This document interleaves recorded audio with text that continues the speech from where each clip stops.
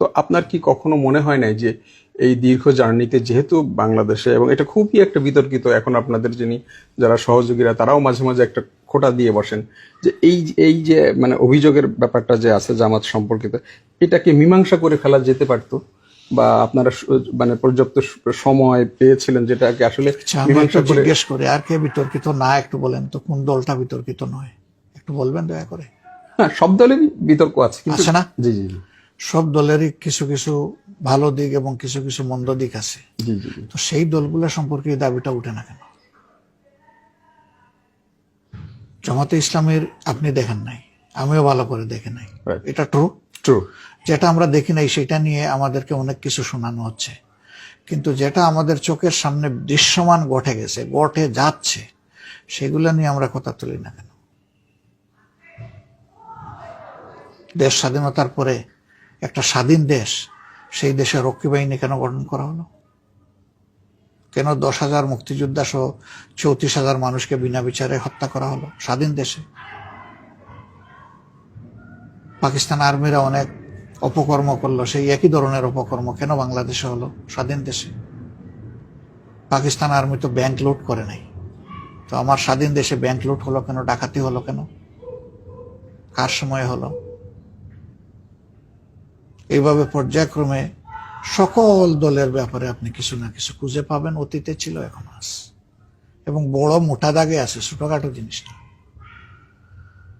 তাহলে জামাতে ইসলামীকে শুধু এখানে টার্গেট করা হচ্ছে কেন, যেটা আমরা দেখি নাই?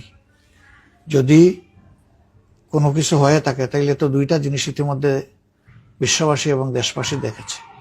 একটা বিচারের নামে যা হয়েছে তা দেখেছে, আর আরেকটা জিনিস দেখেছে যে অধ্যাপক গোলাম আজম সাহেবের নাগরিকত্ব মামলা, এটাও দেখেছে। সেই মামলা তো আদালতেই হয়েছে, তখন তো জামাত ইসলামের সরকার ছিল না। এখনো অনেকে যারা এই সমস্ত প্রশ্ন তুলেন, তখন তো সরকার আমাদের সেই সমস্ত বন্ধু ভাইদের ছিল। তো সেই সরকারের আমলেই প্রতিষ্ঠিত বিচারের মাধ্যমে তিনি তো তার বিরুদ্ধে আনিত সকল অভিযোগে নির্দোষ প্রমাণিত হয়ে তিনি তার নাগরিকত্ব পেয়েছিলেন, যেটা অন্যায়ভাবে হরণ করা হয়েছিল। কিন্তু তিনি সেই নাগরিকত্ব ফিরে পাওয়ার পরে বায়তুল মুকাররম উত্তর গেটে এসে জনগণকে অ্যাড্রেস করেছিলেন, এবং 71 নিয়ে তিনি দায় নিয়ে কথা বলেছিলেন। তার চাইতে কি আমি বড় নেতা নাকি? তিনি সেই সময়ের আমির ছিলেন। তিনি বললে যদি এটার মীমাংসা না হয়ে থাকে, তাহলে শফিকুর রহমান বললে মীমাংসা কেমনে হবে আমাকে একটু বলেন। What is the way?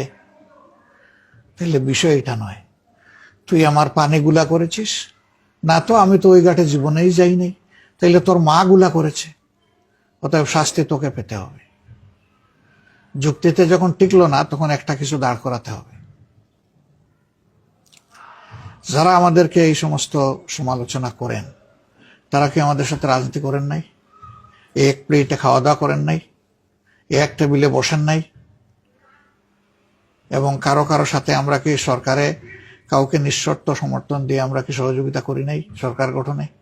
তো তখন বলতেন যে তোমরা যুদ্ধ অপরাধী, তোমরা 71-এর এই সেই, তোমাদের বুটের তোমাদের সমর্থনের আমাদের দরকার নাই, আমরা কোনো নাপাক সমর্থন নিব না। সেটা কি কেউ করেছেন? করেন নাই।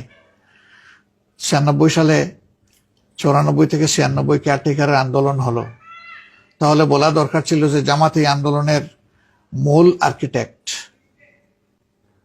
কেয়ারটেকার ফর্মুলা তো গোলাম আজম সাহেব দিয়েছিলেন, আর তো কেউ দেয়নি।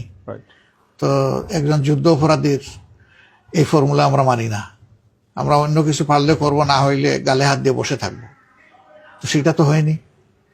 একসাথে আন্দোলন করেছেন, এক টেবিলে বসেছেন, তো তখন মনে হয়নি যে এটা যুদ্ধ অপরাধী দল আর এরা যুদ্ধ অপরাধী? যেহেতু প্রসঙ্গটা এলোই, এগুলা সব যদি আপনি বাস্তবে চিন্তা করেন, সেটা আমি বলবো যে যে যেভাবে পারেন রাজনৈতিক দাবার গুটিটাকে নিজের পক্ষে টানার চেষ্টা করেছে। প্রিয় দর্শক, এতক্ষণ আপনারা শুনছিলেন জামাত ইসলামের আমির ডক্টর শফিকুর রহমানের বক্তব্য। আপনারা এই সাক্ষাৎকারের বাকি অংশ শুনতে পারবেন দ্বিতীয় পর্বে।